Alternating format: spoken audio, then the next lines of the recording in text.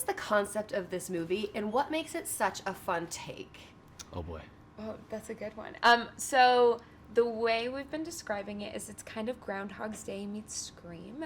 It's about Tree, a college student who's a little narcissistic, pretty narcissistic, pretty self-centered, who is stuck reliving the day of her murder over and over again until she finds out who the killer is.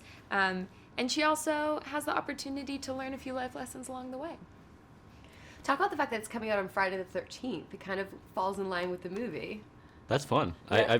We got, got really lucky on the date there. Yeah. It's the fact that it's horror, thriller, it's just perfect all the way around. I also think it's going to be a great date movie because it's so fun and funny, but also scary. So girls and boys can grab the arm of their date and kind of hide behind and get a little snuggle time in. So I think it's a good Friday night movie.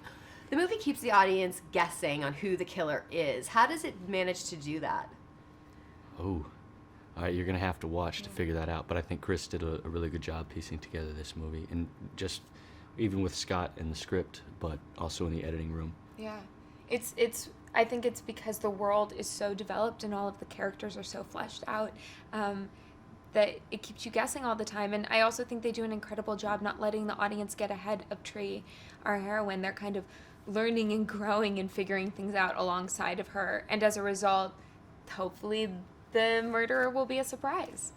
And Tree also has a long list of enemies. Yes. Which helps. Yes. Tree is not the nicest person at the beginning of the film. Maybe someone you'd want to go drinking with, but not necessarily your soul confidant that you would pour out all of your secrets to. The empowerment scene is probably my favorite in the whole movie. Talk about that. How fun was it? It was the best.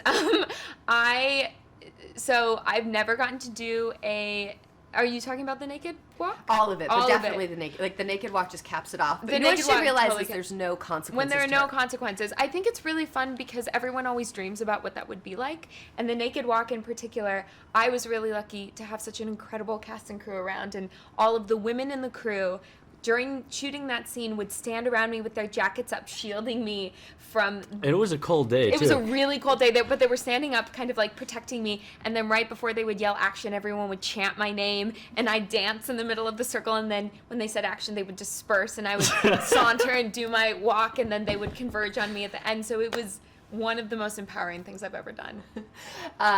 If you were Tree, if you could relive the same day over and over again with no consequences, what is the one thing that you would do?